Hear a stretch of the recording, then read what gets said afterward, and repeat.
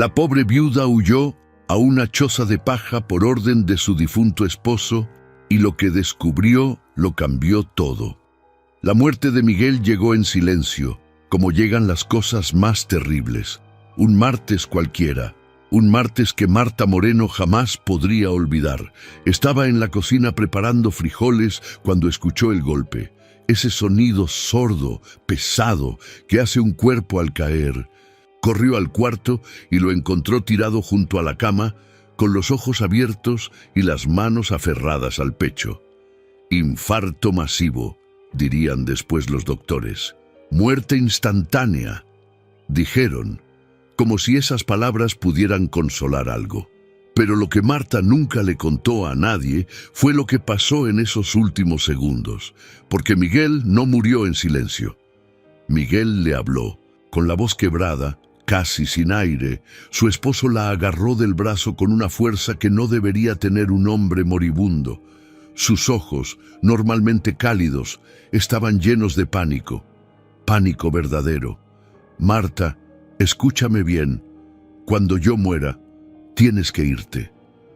Ella pensó que deliraba, que el dolor le estaba quitando la razón. Cálmate, mi amor, ya viene la ambulancia.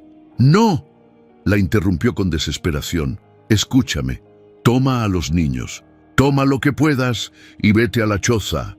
¿Me oyes? A la choza de paja donde nos conocimos, la del cerro. ¿Recuerdas, verdad? Claro que recordaba.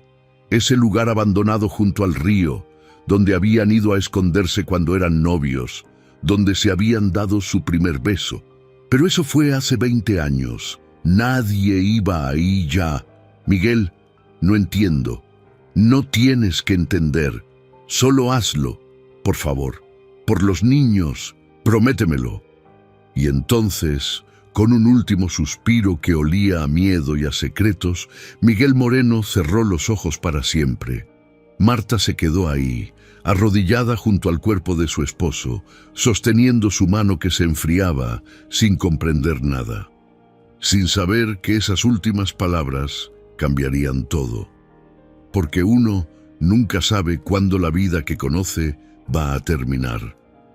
Uno nunca sabe que bajo la superficie de los días normales, de las comidas familiares y las noches tranquilas, puede estar escondido un abismo.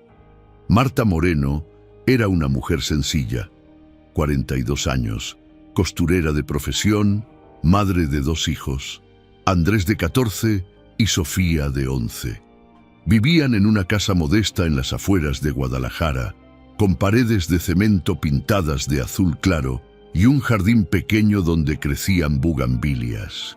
Durante 20 años de matrimonio, Miguel había trabajado como contador en una empresa de transportes.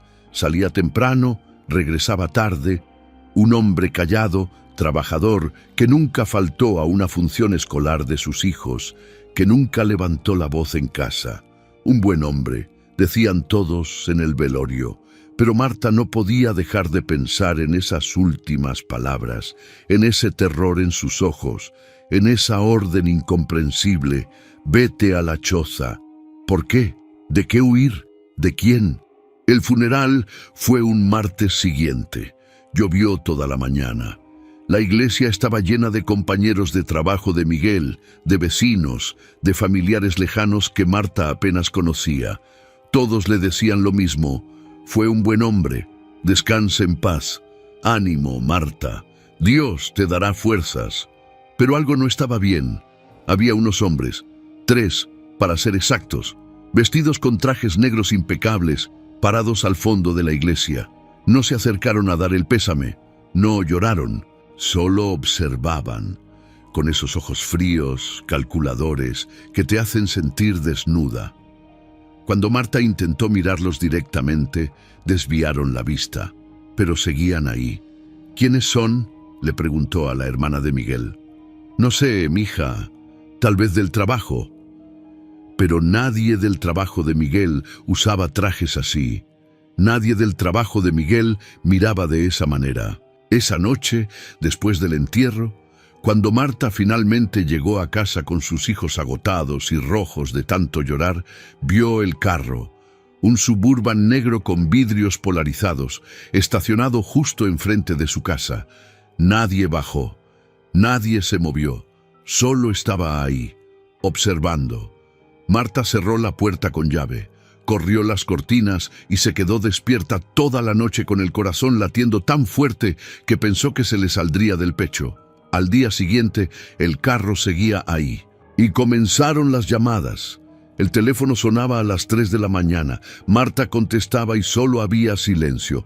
No colgaban, solo silencio. Respiración del otro lado. Alguien escuchando, esperando. ¿Quién es? ¿Qué quieren?, gritaba ella. Nada. Solo ese silencio espeso, amenazante. Una noche, Andrés le dijo: «Mamá, creo que alguien entró a mi cuarto». ¿Qué? Mis cosas estaban movidas. Mi mochila, mis cuadernos, como si alguien los hubiera revisado. Marta subió corriendo. La ventana de Andrés estaba cerrada, pero el seguro estaba roto, recién roto. Astillas de madera en el piso. Llamó a la policía. Vinieron 2 oficiales aburridos que tomaron nota y le dijeron que probablemente fueron rateros, que pusiera rejas, que tuviera cuidado, y se fueron. Pero Marta sabía que no fueron rateros. Rateros se llevan cosas. Estos solo buscaban algo. ¿Pero qué? Las señales seguían. La tienda de la esquina donde compraba el pan. El dueño le dijo que unos hombres habían preguntado por ella. ¿Qué querían saber? Todo, señora. Que si tenía hijos, que a qué escuela iban, que si usted trabajaba.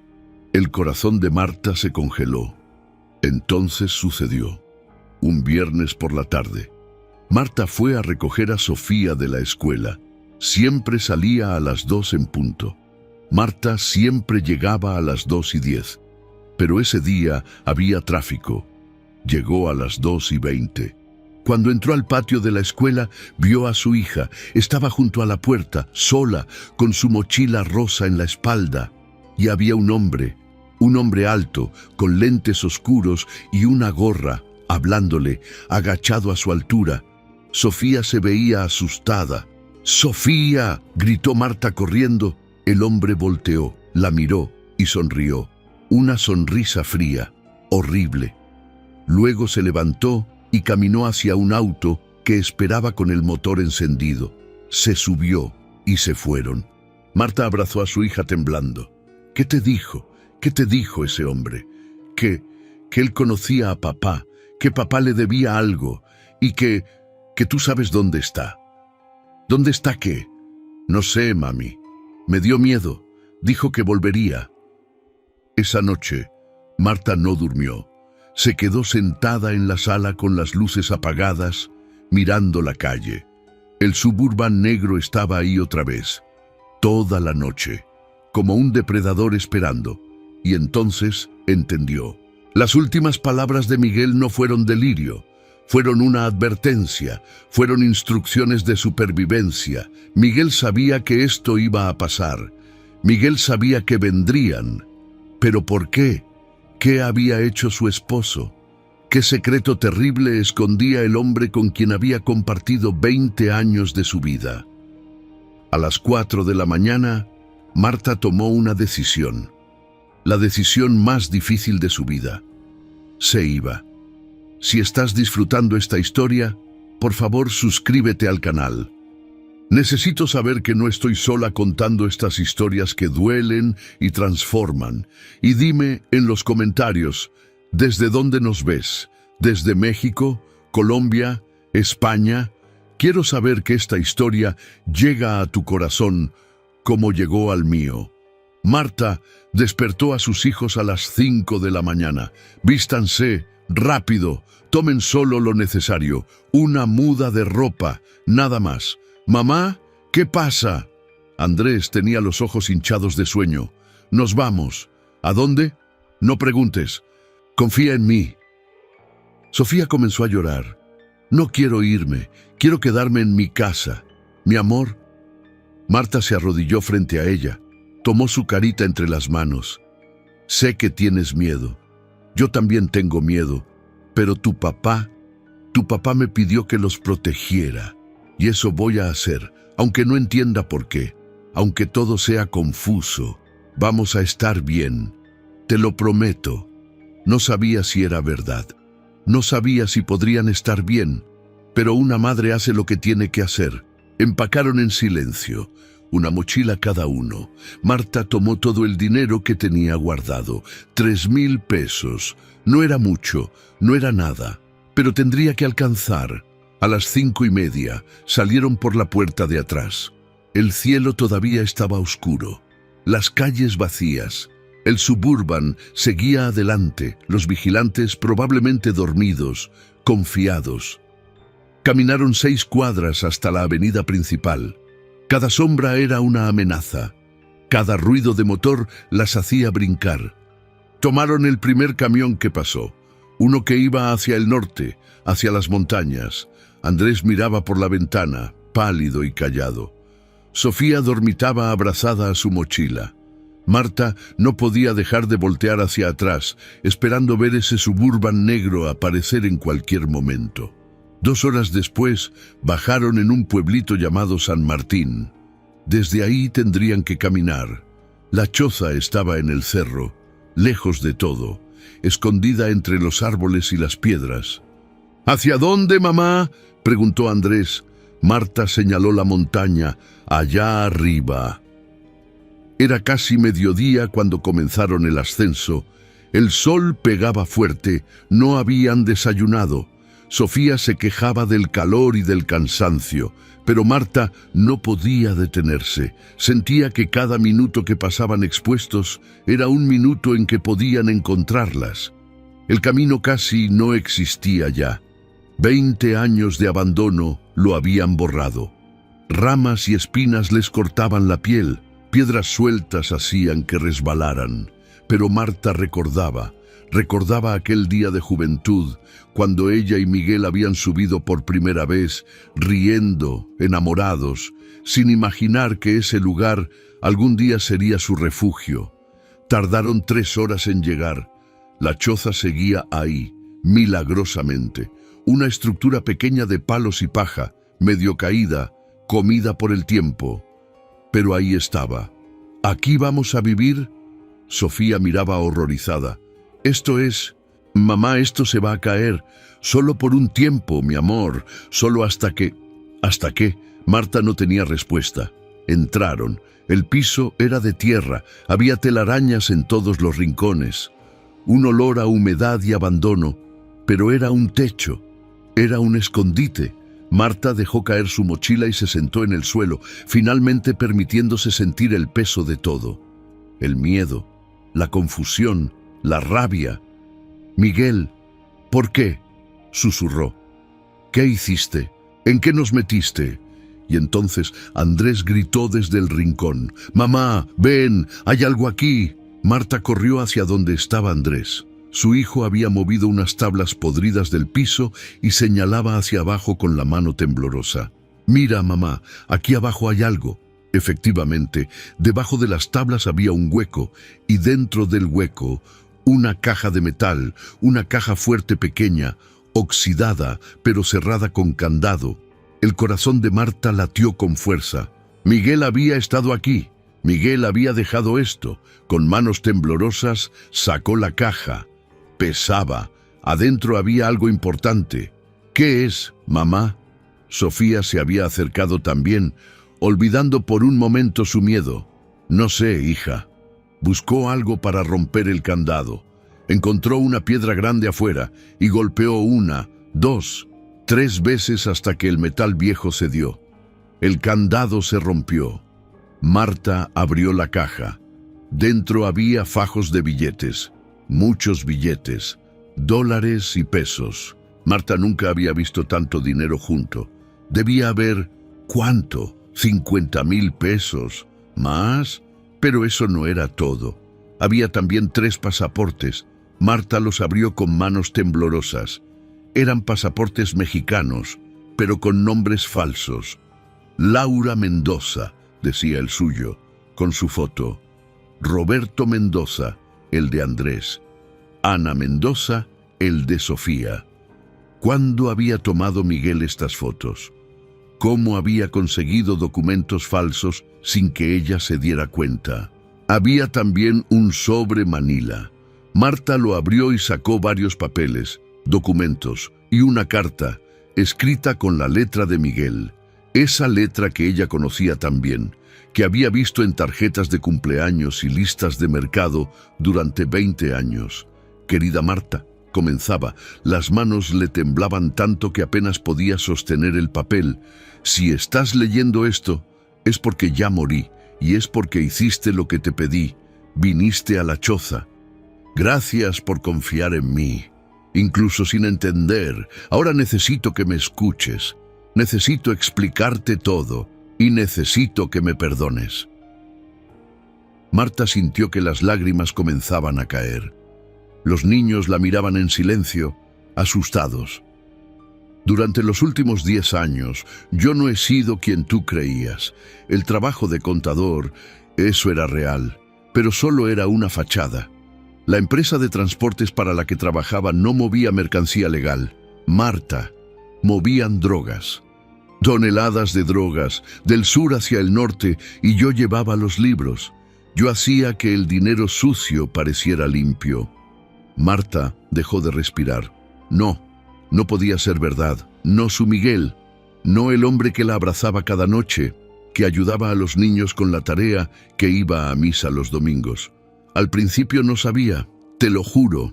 Pensé que era una empresa normal, pero cuando descubrí la verdad, ya era demasiado tarde. Ya sabía demasiado.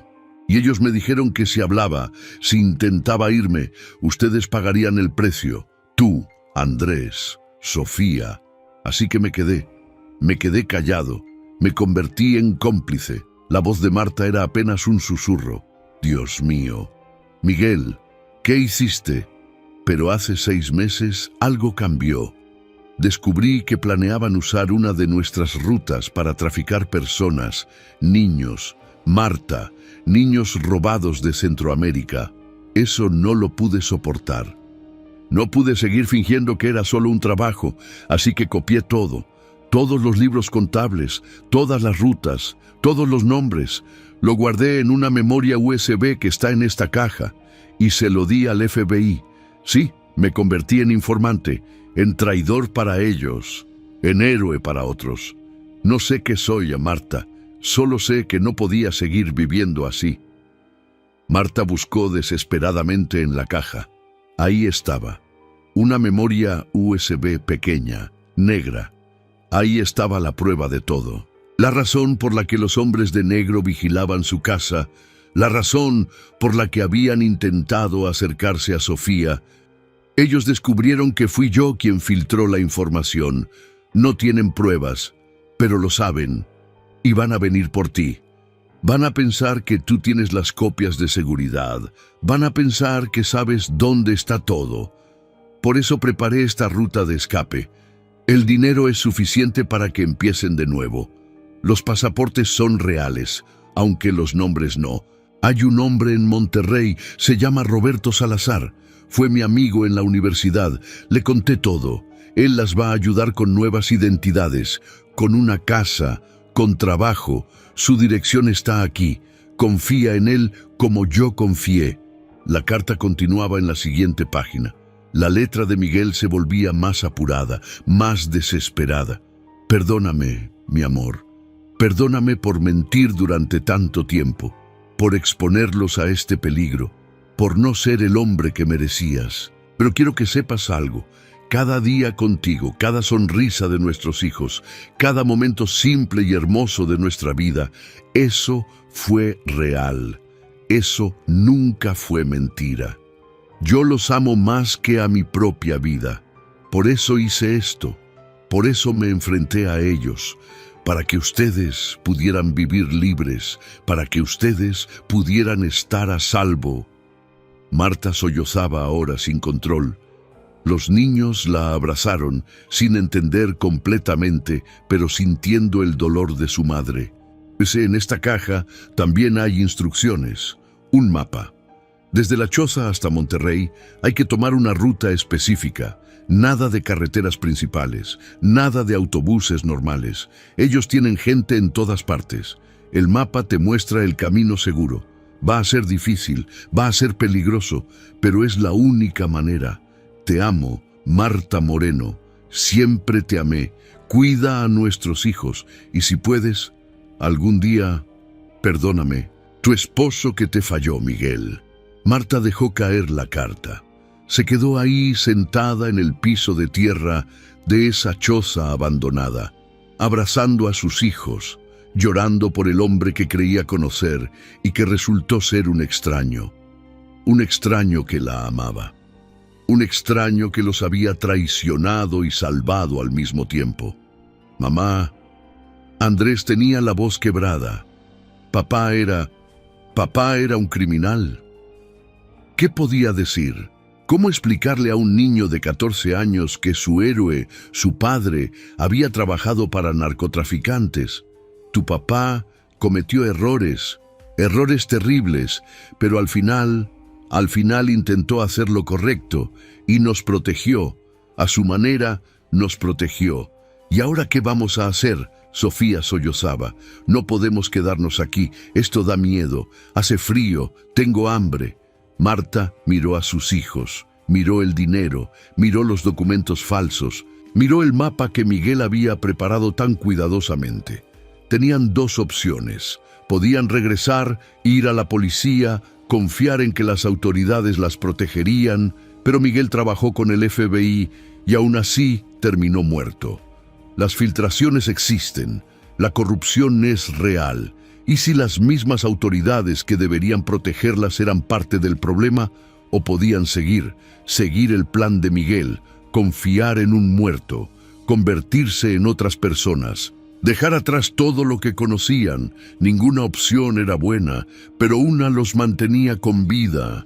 Nos vamos a quedar aquí esta noche, dijo Marta limpiándose las lágrimas.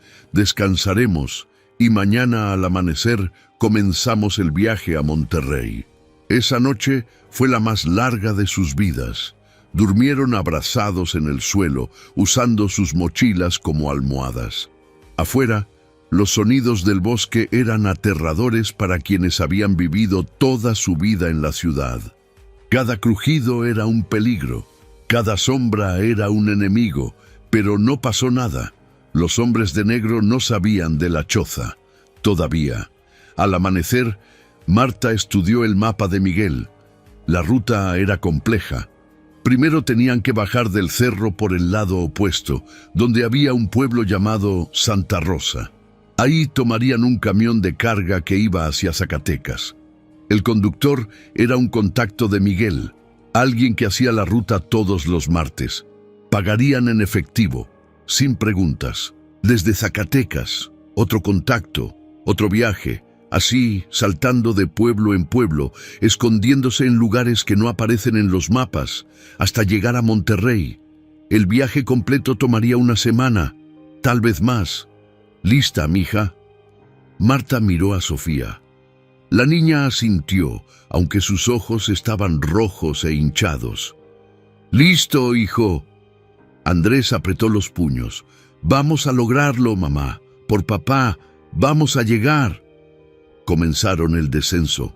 Suscríbete al canal si quieres saber qué pasa después. Esta historia apenas comienza. Y por favor, dime en los comentarios, ¿alguna vez has tenido que dejar todo atrás? ¿Alguna vez has descubierto que alguien a quien amas guardaba secretos? No estás solo. Ninguno de nosotros está solo. Bajaron por el lado este del cerro, donde el camino era aún más empinado y peligroso. Resbalaron varias veces. Sofía se raspó las rodillas. Andrés se torció el tobillo, pero no se quejó. Marta los guiaba, revisando constantemente el mapa, rezando en silencio para no perderse. Tardaron 4 horas en llegar a Santa Rosa. Era un pueblo pequeño, casi fantasma. Casas de adobe, calles de tierra, algunos perros flacos que los miraron pasar. La gente los observaba con desconfianza. Extraños no eran bienvenidos ahí. Según el mapa de Miguel, tenían que esperar en la tienda El Mezquite. El camión llegaría a las 2 de la tarde.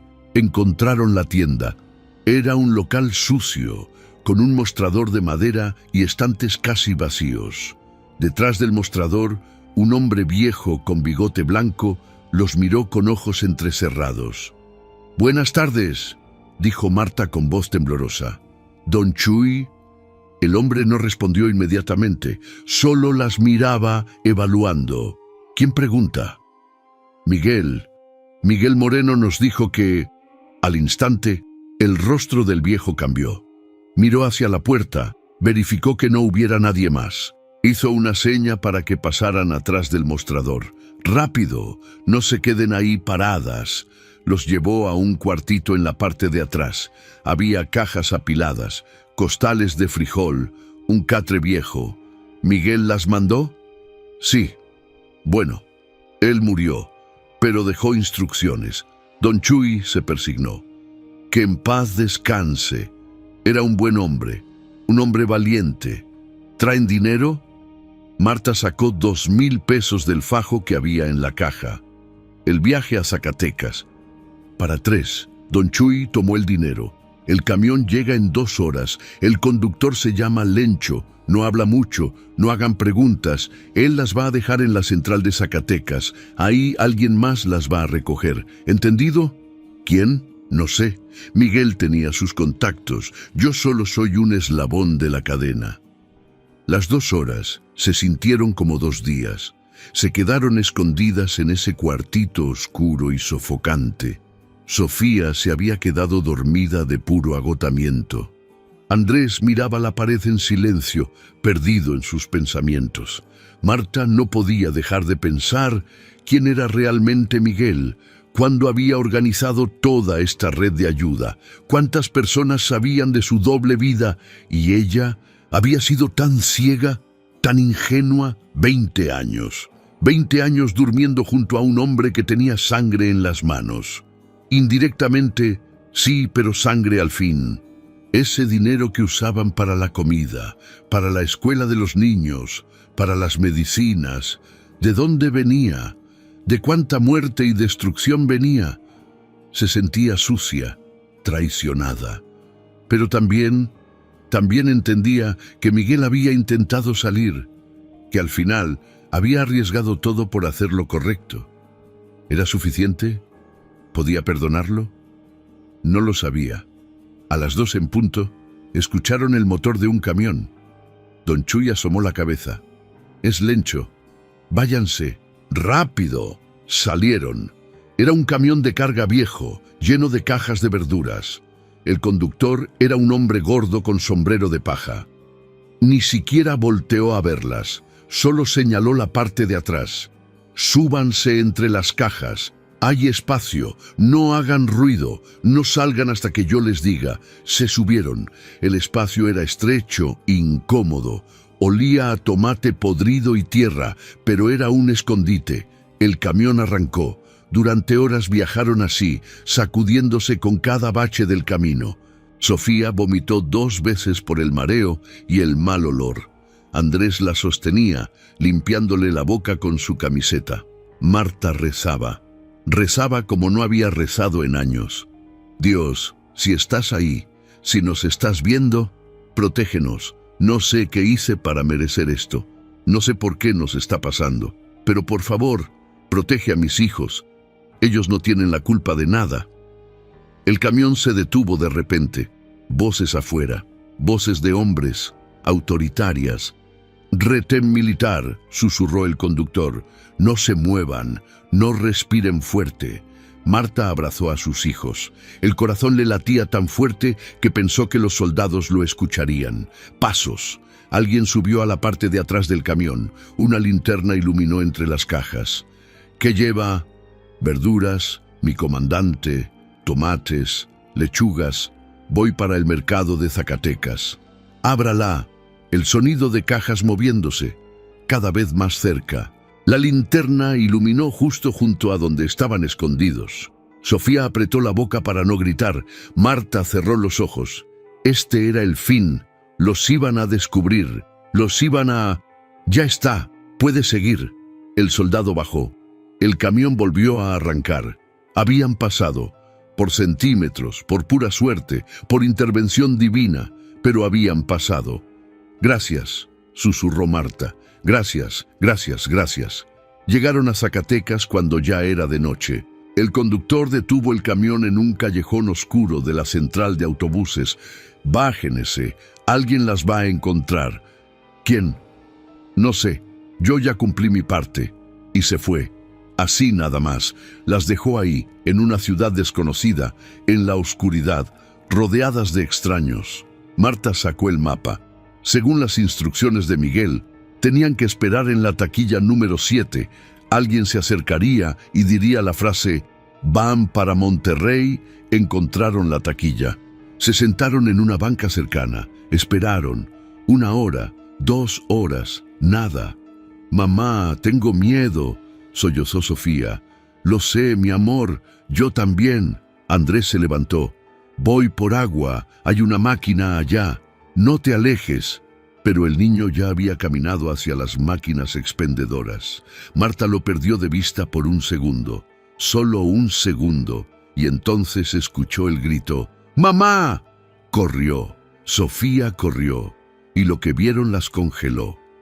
2 hombres tenían agarrado a Andrés. Uno lo sostenía de los brazos, el otro le tapaba la boca. Lo estaban arrastrando hacia un auto estacionado afuera. «¡Suéltenlo!», gritó Marta corriendo como loca. «¡Suéltenlo! Es mi hijo». La gente volteaba, pero nadie hacía nada. Nadie nunca hace nada. Uno de los hombres la vio venir y sonrió. Esa sonrisa, esa maldita sonrisa fría. «Señora Moreno, qué bueno encontrarla. Venga con nosotros, sin escándalo, o el niño se va a lastimar». Marta se detuvo. No podía respirar, no podía pensar. Los habían encontrado. Después de todo, después de huir, después de esconderse, los habían encontrado. Y ahora, Marta sintió que el mundo se detenía. Todo lo que había luchado, todo lo que había sufrido, todo el miedo y el dolor, todo para terminar aquí, en este estacionamiento sucio de una central de autobuses, con su hijo en manos de estos monstruos. «Suéltenlo», dijo Marta con voz temblorosa pero firme. «Llévenme a mí, pero suelten a mi hijo». El hombre que sonreía dio un paso hacia ella. Era alto, delgado, vestía jeans y chamarra negra. Nada llamativo. Parecía una persona normal, pero sus ojos eran de reptil. «No funciona así, señora. Usted tiene algo que nos pertenece y hasta que lo entreguemos nadie se va a ningún lado». «No sé de qué hablan. Mi esposo murió. Yo no sé nada». «Mentira». El hombre sacó un celular y le mostró una foto. Era Miguel. Miguel con otros hombres en una oficina. Su esposo nos robó información. Información que vale millones. Y sabemos que él dejó copias. ¿Dónde están? Marta pensó en la memoria USB, esa pequeña memoria negra que ahora llevaba escondida en el sostén. Ahí estaba todo, todas las pruebas, todos los nombres, todo lo que estos hombres querían destruir. «No lo sé. Miguel nunca me dijo nada». El hombre hizo una seña. Su compañero apretó el brazo de Andrés con más fuerza. El niño gritó de dolor. «¡No!». Sofía corrió hacia su hermano, pero Marta la detuvo. «Última oportunidad, señora, o empezamos a lastimar al niño en serio». En ese momento, una voz masculina interrumpió desde atrás. «Suéltenlo, ahora». Todos voltearon. Era un hombre de unos 50 años, pelo cano, con una chamarra de mezclilla. Tenía las manos en los bolsillos, pero su postura era de alguien que sabía pelear. «¿Quién carajos eres tú?». El hombre del celular frunció el ceño. «Roberto Salazar. Y estas mujeres están bajo mi protección». El nombre que Miguel había escrito en la carta. Su amigo de la universidad. El contacto en Monterrey. Pero, ¿qué hacía aquí? Se suponía que debían llegar a Monterrey primero. «Aléjate, viejo», Esto no es tu problema. Sí lo es. Roberto sacó las manos de los bolsillos. En una tenía un celular. Estoy grabando esto y ya llamé a la policía. Estarán aquí en 3 minutos, así que o sueltan al niño y se van, o todos acabamos en una patrulla explicando qué pasa aquí. Los dos hombres se miraron, calculando. El que sostenía a Andrés aflojó un poco el agarre. Esto no termina aquí, dijo el de la sonrisa fría. Las vamos a encontrar, siempre las vamos a encontrar. Soltaron a Andrés con un empujón. El niño corrió hacia su madre. Los dos hombres caminaron rápidamente hacia su auto y se fueron derrapando. Marta abrazó a sus hijos temblando. Roberto se acercó. ¿Están bien? ¿Cómo? ¿Cómo supiste dónde estábamos? Miguel me dio toda la ruta, cada paso, cada contacto. Yo he estado siguiéndolas desde Santa Rosa para asegurarme de que llegaran con bien. Perdón por no presentarme antes. Tenía que verificar que no las estuvieran siguiendo. Pero ellos nos encontraron de todos modos. Tienen recursos, tienen gente, pero también cometieron un error. Intentar secuestrar a alguien en un lugar público. Eso los hace descuidados, desesperados. Roberto miró alrededor. Pero no podemos quedarnos aquí. Vámonos. Mi camioneta está allá. Las voy a llevar a un lugar seguro. Subieron a una camioneta Ford, vieja pero resistente. Roberto manejó en silencio durante 1 hora, tomando caminos secundarios, verificando constantemente que nadie los siguiera. Finalmente, llegaron a una casa en las afueras de un pueblo llamado Loreto. Era una casa pequeña, de 1 planta, con bardas altas y portón de metal. Esta es una de mis casas seguras, explicó Roberto mientras abría el portón. Nadie sabe de este lugar. Aquí pueden descansar. Adentro, la casa estaba limpia pero austera. 2 recámaras, una cocina, una sala con muebles viejos pero funcionales. Había comida en el refrigerador, ropa limpia en los closets. Miguel planeó todo esto, dijo Roberto mientras preparaba café. Me contactó hace 8 meses. Me contó lo que había hecho, lo que había descubierto, y me pidió ayuda. Yo le dije que estaba loco, que se iba a meter en problemas. Pero él dijo que ya no podía seguir viviendo con esa culpa. Marta se sentó en el sofá, agotada física y emocionalmente. Los niños se habían quedado dormidos en una de las recámaras. ¿Tú sabías a qué se dedicaba Miguel? No hasta que él me lo confesó. Fuimos amigos en la universidad, perdimos contacto por años, y de repente me llama y me cuenta todo esto. Me pidió que si algo le pasaba, yo las ayudara. Le dije que sí, pero no creí que realmente fuera a pasar. Roberto tomó un sorbo de café. Miguel no era un mal hombre. Marta era un hombre que cometió un error y pasó años pagándolo. Él metió a mi familia en esto, nos puso en peligro. También los salvó, porque si hubiera seguido callado, eventualmente los del cartel lo habrían matado de todos modos. Y a ustedes también, por saber demasiado o por no saber nada. Ellos no dejan cabos sueltos, pero Miguel les dio una salida, una oportunidad. Marta cerró los ojos. Las lágrimas volvieron. No sé si puedo perdonarlo. No tienes que hacerlo ahora. El perdón toma tiempo. Pero lo que sí tienes que hacer es decidir qué sigue, porque esos hombres no van a detenerse, y el camino de aquí en adelante va a ser difícil. ¿Qué sugieres? Roberto se inclinó hacia adelante. Miguel te dejó esa memoria USB. Esa información es poder, es protección, pero también es peligro. Tienes 2 opciones. Primera, entregas esa memoria a las autoridades, al FBI, a la DEA, a quien sea. Te pones bajo protección de testigos, cambias de identidad, desapareces, pero siempre vas a estar mirando por encima del hombro, siempre vas a vivir con miedo.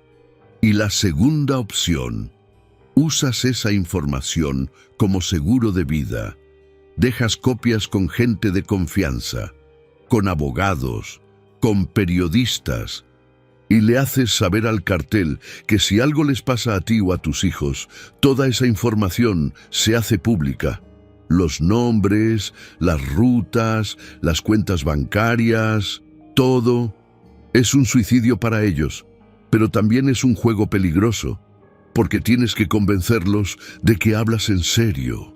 Marta procesó las palabras. Ambas opciones eran terribles. Ambas implicaban una vida de miedo, pero había una tercera opción, una que estaba formándose en su mente. ¿Y si hacemos las dos cosas? Roberto la miró con curiosidad. Explícate. Entregamos la información a las autoridades, pero antes hacemos copias, muchas copias, y le hacemos saber al cartel que esas copias existen, que si las autoridades no actúan rápido, si algo nos pasa antes de que arresten a todos, las copias se hacen públicas de todos modos. Así tienen presión por ambos lados. Roberto sonrió. Era una sonrisa triste, pero también admirada. Eres más inteligente de lo que pensaba. Miguel eligió bien. Miguel me eligió sin preguntarme, pero ahora yo elijo pelear por mis hijos, por todas las familias que estos monstruos han destruido. Elijo no ser más una víctima. Pasaron 3 días en esa casa segura. Roberto hizo copias de la memoria USB. 5 copias.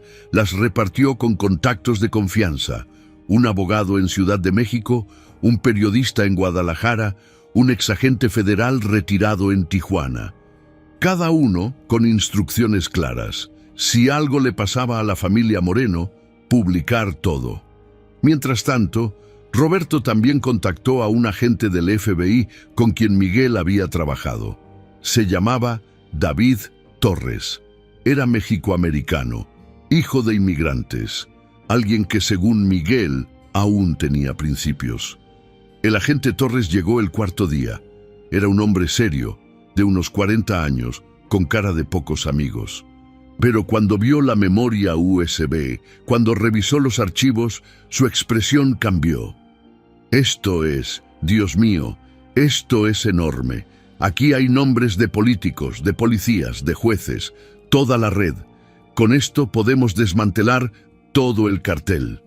¿Pueden protegernos?, preguntó Marta. Sí, programa de protección de testigos, nuevas identidades, nueva vida en Estados Unidos si quieren. No quiero ir a Estados Unidos, quiero quedarme en México, en mi país. Torres suspiró. Va a ser más peligroso. Ya sé, pero es mi decisión. Si has llegado hasta aquí, por favor, suscríbete. Esta historia está por terminar, pero tu apoyo es lo que me da fuerza para seguir contando estas verdades que duelen. Y dime en los comentarios, ¿tú qué hubieras hecho en el lugar de Marta?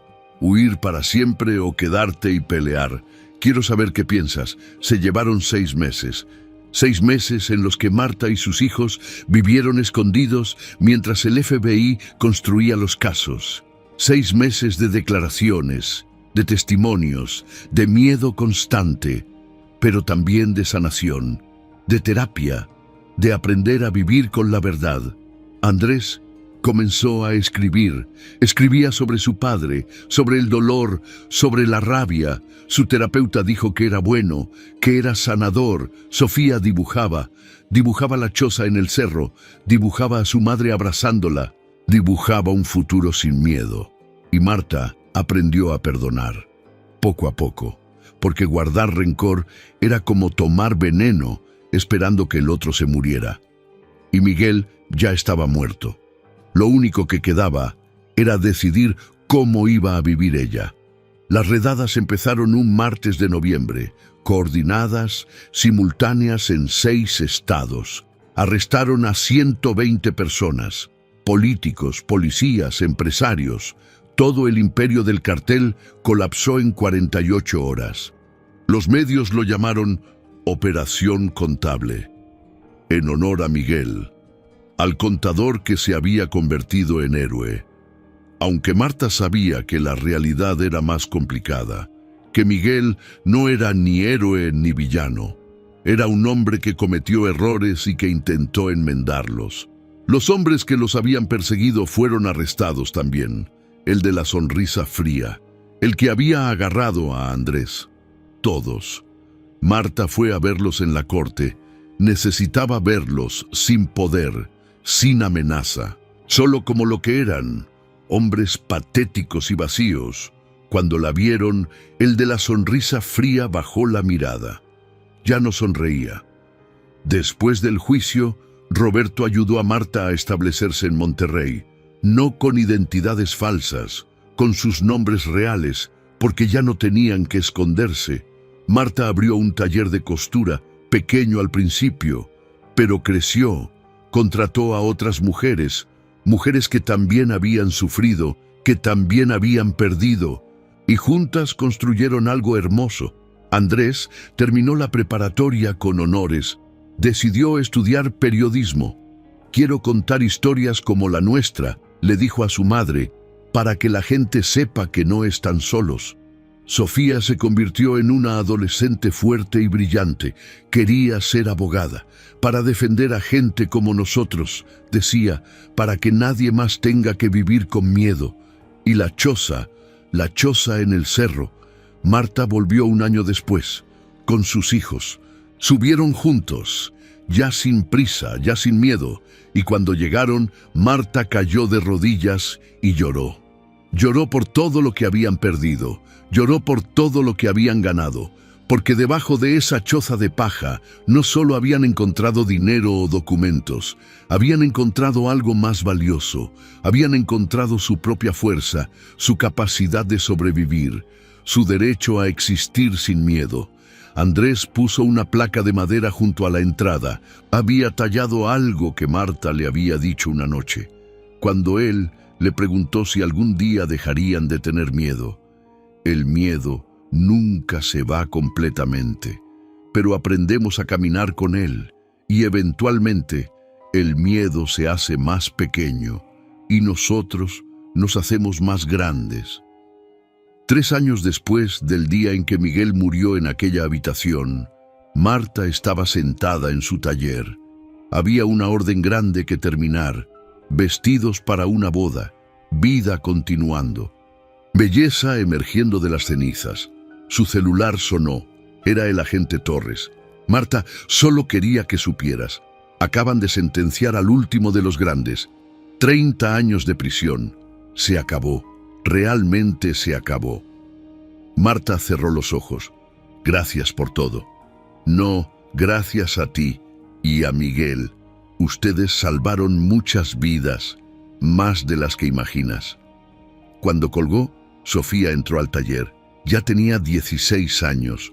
Alta y hermosa, con los ojos de su padre pero la fortaleza de su madre. «Mamá, ¿estás bien?» Marta sonrió, una sonrisa real, completa, sin sombras. «Sí, mi amor, estoy bien, estamos bien».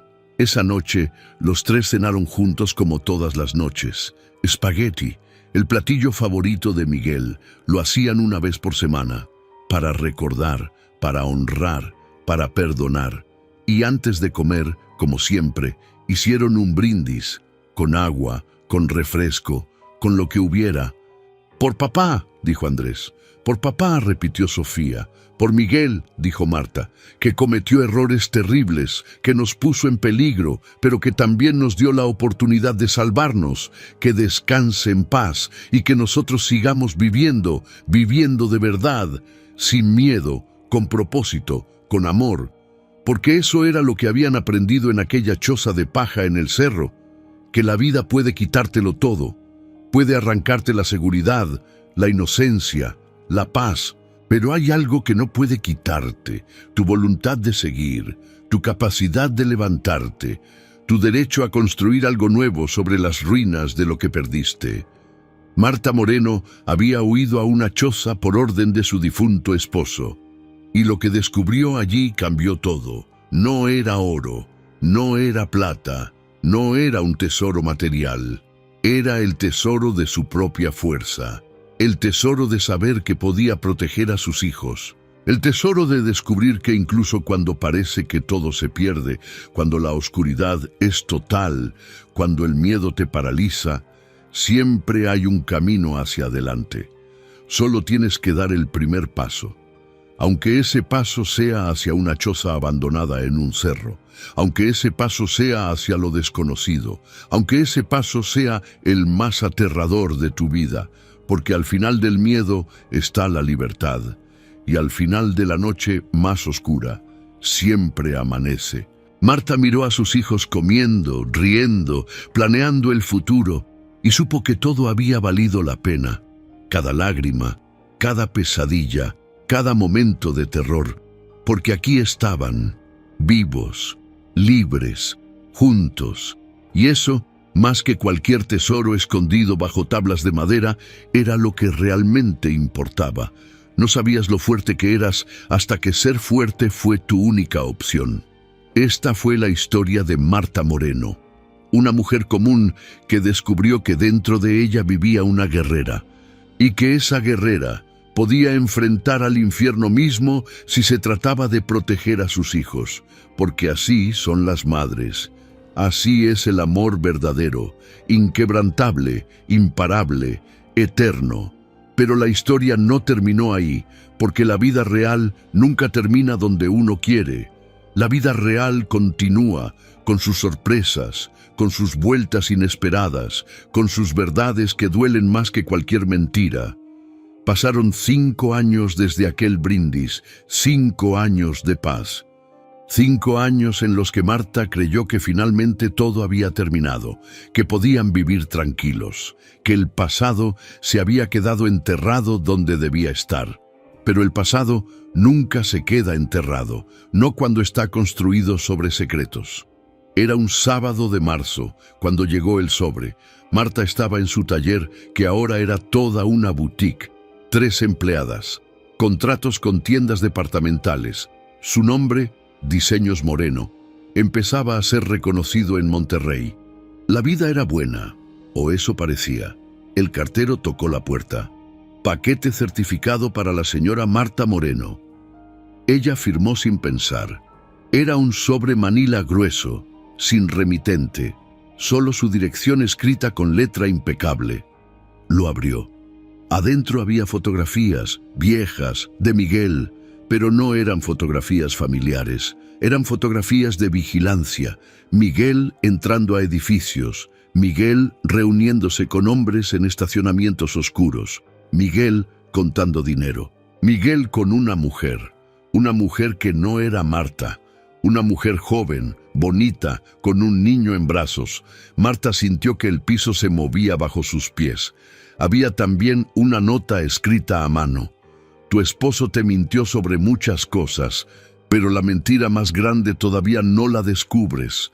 Si quieres saber la verdad completa, ven sola al Café Insurgentes mañana a las 3 de la tarde. Siéntate en la mesa del fondo. Alguien te está esperando. Y Marta, más vale que vengas. Porque hay alguien que necesita conocerte, alguien que tiene tu misma sangre. Las manos de Marta temblaban tanto que dejó caer las fotografías. Se desparramaron por el suelo como pedazos de su vida destrozada otra vez. ¿Un hijo? ¿Miguel tenía otro hijo? No, no podía ser. Miguel había sido muchas cosas. Mentiroso, criminal, cobarde, pero no infiel. Eso no, todo menos eso. ¿O sí? Esa noche no durmió. Se quedó sentada en la sala mirando las fotografías una y otra vez. La mujer era hermosa, de unos 25 años cuando fueron tomadas las fotos. El niño tendría tal vez 2 años, cabello oscuro, ojos grandes. ¿Era hijo de Miguel? Y si lo era, ¿por qué nadie le había dicho? ¿Por qué no apareció en el funeral? ¿Por qué Roberto nunca mencionó nada? Roberto sabía. A las 7 de la mañana llamó a Roberto. No había hablado con él en meses. Cada uno había seguido con su vida. Pero él había sido el amigo de Miguel, el guardián de sus secretos. Marta, ¿qué pasa? Es muy temprano. ¿Miguel tenía otro hijo? Silencio largo, demasiado largo. Roberto, contéstame. Un suspiro pesado del otro lado. Sí. Marta sintió como si le hubieran dado un golpe en el estómago. Y tú lo sabías. Lo supe después, cuando Miguel me lo confesó todo. Me dijo que había sido un error, una aventura hace años, que la mujer lo había chantajeado, que él le daba dinero para el niño, pero que nunca lo conoció. ¿Y no creíste que yo tenía derecho a saberlo? Miguel me hizo jurar que no te dijera, dijo que ya habías sufrido suficiente, que no necesitabas cargar con esa traición también. No era tu decisión, era mía. Lo sé y lo siento, pero Miguel era mi amigo, y le prometí. Marta colgó. No quería escuchar más excusas, más mentiras, más protección que no pidió. A las 3 de la tarde, Marta estaba sentada en el Café Insurgentes, mesa del fondo, mirando la puerta, esperando. Una mujer entró, 30 y tantos años, delgada, con cara de cansancio y tristeza, y de la mano traía a un niño de unos 7 años, con el cabello oscuro y rizado de Miguel, con sus ojos cafés, con su misma sonrisa tímida. Marta sintió que el corazón se le partía en dos. La mujer se acercó. «¿Señora Moreno?» Marta asintió sin poder hablar. «Pues me llamo Patricia Ruiz, y este es Mateo, el hijo de Miguel Moreno». Se sentaron. El niño miraba a Marta con curiosidad, inocente, ajeno al dolor que su existencia causaba. «¿Qué quieres?», Marta logró decir con voz quebrada. «Justicia, ¿verdad? No sé». Patricia se veía al borde de las lágrimas. «Yo no sabía que Miguel estaba casado cuando nos conocimos. Me dijo que era soltero, me mintió, y cuando quedé embarazada, él me dio dinero y desapareció. Durante años solo recibía depósitos en mi cuenta. Nunca lo volví a ver. Nunca conoció a su hijo. ¿Y por qué ahora? ¿Por qué después de todos estos años? Porque Mateo está enfermo». Patricia tomó la mano de su hijo. «Tiene leucemia, necesita un trasplante de médula ósea. Yo no soy compatible. Necesitamos encontrar familiares, hermanos, medios hermanos, alguien que pueda donar». Marta miró al niño, a Mateo, el medio hermano de sus hijos que no sabían que existía. Un niño inocente que estaba muriendo. «Yo no envié ese sobre», continuó Patricia. «Fue la madre de Miguel, tu suegra. Ella sabe de nosotros. Siempre supo. Miguel le contó todo antes de morir, y ella pensó que tal vez Andrés o Sofía podrían ayudar, pero tenía miedo de contactarte directamente. La madre de Miguel, la mujer que había llorado en el funeral, que había abrazado a Marta llamándola hija mía, que también sabía, que también mintió. Todo el mundo había mentido». Marta se levantó. Necesitaba aire, necesitaba pensar. No puedo hacer esto ahora. «Por favor». Patricia también se levantó. «Sé que es terrible, sé que estás sufriendo, pero Mateo no tiene culpa de nada. Es solo un niño que necesita ayuda». Marta miró al pequeño Mateo. Tenía los ojos llorosos, pero no lloraba. Era fuerte, como Andrés, como Sofía, como todos los hijos de Miguel, aparentemente. «Dame tiempo», dijo Marta. Necesito hablar con mis hijos». Esa noche, Marta reunió a Andrés y Sofía en la sala. Ya no eran niños. Andrés tenía 19 años. Estaba en la universidad estudiando periodismo. Sofía tenía 16. Estaba en preparatoria. Era la mejor de su clase. Les contó todo. Las fotografías, Patricia, Mateo, la enfermedad. Andrés se puso de pie y caminó hacia la ventana. «No puedo creer que papá, después de todo, era humano», dijo Marta con voz cansada. «Cometió errores, muchos errores, pero ese niño, Mateo, él no tiene culpa». Sofía tenía lágrimas en los ojos. «¿Qué vamos a hacer?». «No lo sé, mi amor. Por eso se los cuento. Porque esta decisión nos afecta a todos. Tenemos que ayudarlo», dijo Sofía de repente. «Es nuestro hermano, medio hermano, pero hermano al fin. No podemos dejarlo morir». ¿Tú qué opinas, Andrés? Andrés no volteó. Seguía mirando por la ventana. Odio a papá por esto. Lo odio por seguir lastimándonos incluso después de muerto. Pero Sofía tiene razón. El niño no tiene culpa. Si podemos ayudar, debemos hacerlo. Al día siguiente, los tres fueron al hospital. Se hicieron las pruebas y esperaron. Una semana después llegaron los resultados. Sofía era compatible, no perfectamente, pero lo suficiente. Podía ser donante. ¿Te duele?, preguntó Sofía cuando el doctor explicó el procedimiento. Hay molestias, pero nada grave. Estarás bien. Quiero hacerlo. Marta abrazó a su hija. ¿Estás segura? Sí, porque eso es lo que papá debería haber hecho. Enfrentar sus errores, ayudar, estar presente. Y si él no pudo, nosotros sí podemos. Nosotros podemos ser mejores. El día del trasplante, toda la familia estaba ahí. Andrés, Marta, Roberto, que había venido desde Guadalajara, y del otro lado, Patricia con Mateo. Los dos niños se miraron antes de entrar a sus respectivos cuartos. Sofía sonrió. Hola, hermanito. Mateo sonrió también, tímido. Hola, te voy a dar un pedacito de mí y vas a ponerte fuerte. ¿Está bien? Está bien. Gracias. El procedimiento fue exitoso. Mateo tendría que estar en observación meses, pero los doctores eran optimistas. Su cuerpo estaba aceptando las células de Sofía. Estaba luchando. Durante esos meses, Marta conoció a Mateo. Empezó a visitarlo en el hospital, al principio por obligación, luego por curiosidad, y finalmente porque descubrió que ese niño era dulce, inteligente, gracioso. Y sí, tenía mucho de Miguel, pero también tenía su propia esencia, su propia luz. Una tarde, mientras Mateo dibujaba en su cama de hospital, le preguntó: «Señora Marta, ¿usted odia a mi mamá?». Marta dejó de tejer. Había retomado el tejido como terapia. «No, mi amor, tu mamá también fue víctima de las mentiras de Miguel, igual que yo. ¿Y me odia a mí? No».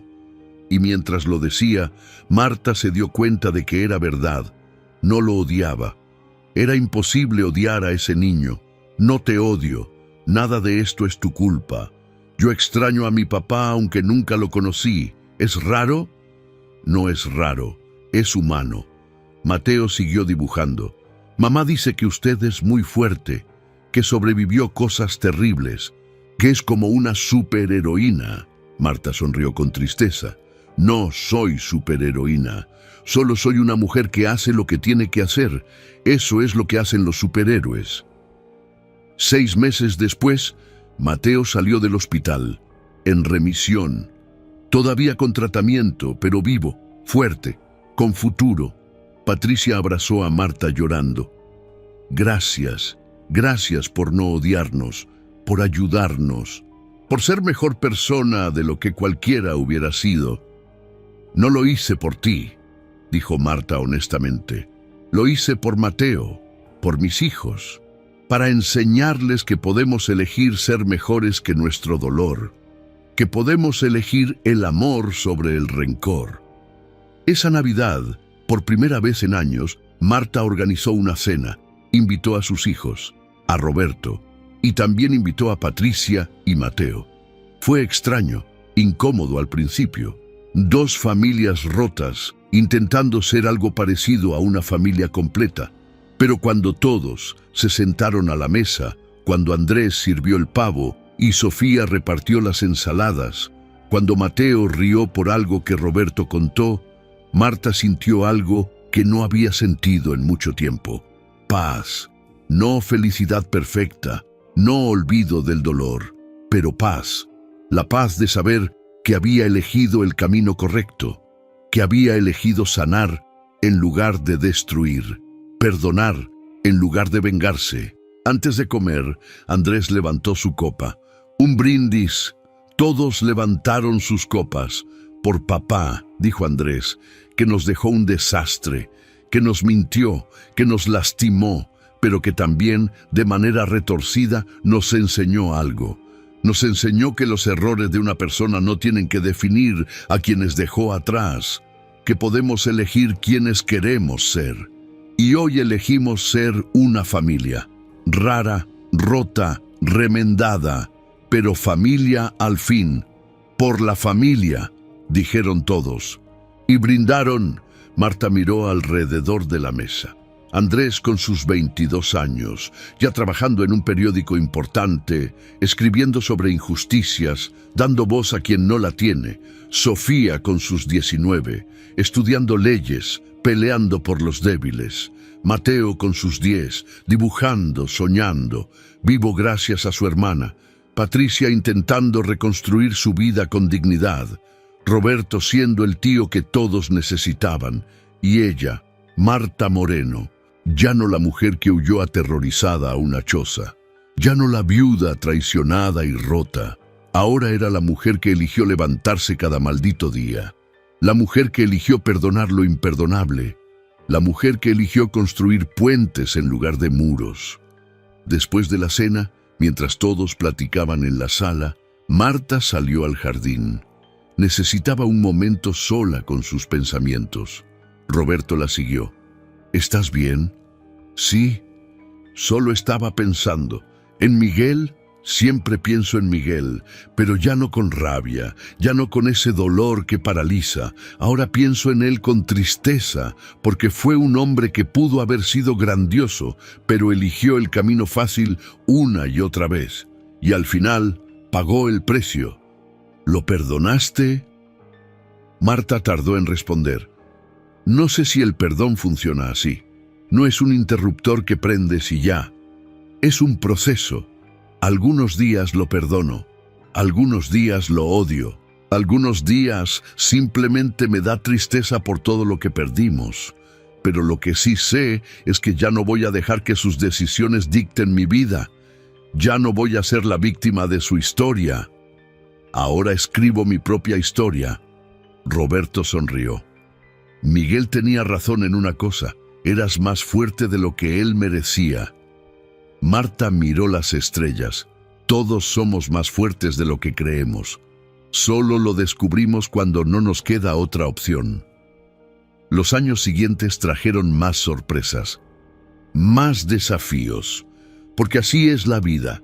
Nunca se detiene, nunca dice, ya sufriste suficiente, ahora solo cosas buenas. Hubo recaídas. Mateo tuvo una recaída a los 12 años, pero volvió a salir adelante. Más fuerte. Hubo pérdidas. La madre de Miguel murió. Marta fue al funeral y frente a la tumba finalmente le dijo todo lo que nunca pudo decirle en vida. Me fallaste, sabías y callaste, pero entiendo por qué. Protegías a tu hijo, igual que yo protegí a los míos. Te perdono y espero que donde estés encuentres paz. Hubo victorias. Andrés ganó un premio de periodismo por una investigación sobre tráfico de personas. Esto es por ti, papá, dijo en su discurso, por mostrarme qué no debo ser, y por mamá, por mostrarme que sí debo ser. Sofía se graduó como abogada. Su primer caso fue defender a una mujer víctima de violencia doméstica. Ganó. Una victoria para todas las mujeres que se atreven a huir, escribió en sus redes sociales. Y Mateo, contra todos los pronósticos, siguió vivo. Seguía en tratamiento, pero vivo. Quería ser doctor para ayudar a niños como yo, decía. 10 años después de aquella primera huida a la choza, Marta volvió. Esta vez no sola, esta vez con sus 3 hijos, porque sí, ahora decía mis 3 hijos, Andrés, Sofía y Mateo. Subieron el cerro juntos, ya no existía la choza. El tiempo y las lluvias la habían destruido completamente. Solo quedaban algunos palos podridos y recuerdos. Aquí fue donde todo cambió, dijo Marta. Aquí fue donde descubrimos que papá nos había mentido, pero también fue donde descubrimos que éramos más fuertes de lo que creíamos. ¿Crees que papá sabía? Preguntó Sofía. ¿Que su plan funcionaría? No lo sé. Creo que él esperaba lo mejor, pero se preparó para lo peor. Y al final nos dio las herramientas para sobrevivir. No fue suficiente para borrar sus errores, pero fue algo. Mateo, ahora un adolescente alto y delgado, tocó los restos de la choza. Ojalá lo hubiera conocido. Tal vez es mejor que no, dijo Andrés, porque así no tienes que cargar con la desilusión de descubrir quién era realmente. Pero tampoco tiene los buenos recuerdos, dijo Sofía. Papá era complicado, pero también fue amoroso a su manera. Nos cuidó. Nos abrazó, nos leyó cuentos. Eso también fue real. Marta los abrazó a los tres. Su padre fue muchas cosas, buenas y malas, y ustedes tienen su sangre, pero no tienen que repetir sus errores. Pueden tomar lo bueno y dejar lo malo. Pueden ser mejores, y ya lo están siendo. Plantaron un árbol ese día, un pequeño pino que Roberto había traído.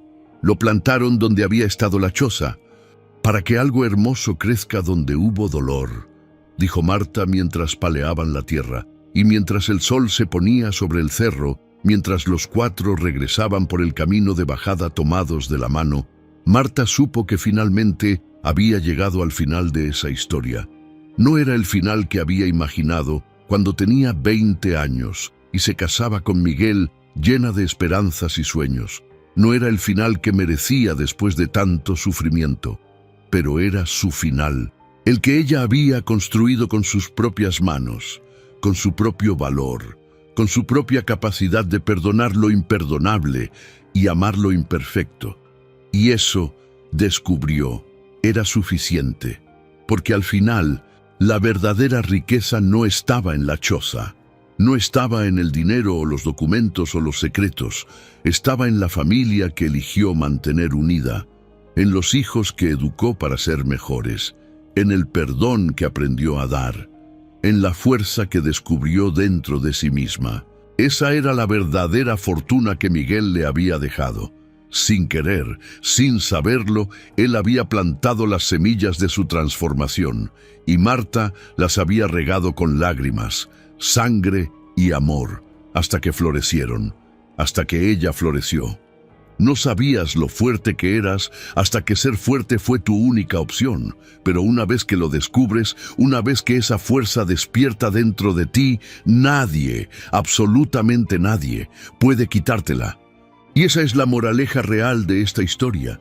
No que Dios recompensa a los que creen, sino que tú eres más fuerte de lo que jamás imaginaste. Y esa fuerza, esa capacidad de sobrevivir, de perdonar, de amar incluso cuando todo duele, esa es tu verdadera riqueza, esa es tu verdadero tesoro, y nadie puede robártela. Gracias por llegar hasta el final de esta historia. Si te tocó el alma, si te hizo sentir algo, suscríbete y comparte. Y cuéntame, ¿qué fue lo que más te impactó? ¿La traición? ¿El perdón? ¿La fuerza de Marta? Quiero saber qué llevaste contigo de este relato. Hasta la próxima historia, hasta el próximo testimonio de que el ser humano, cuando decide no rendirse, es imparable. Fin.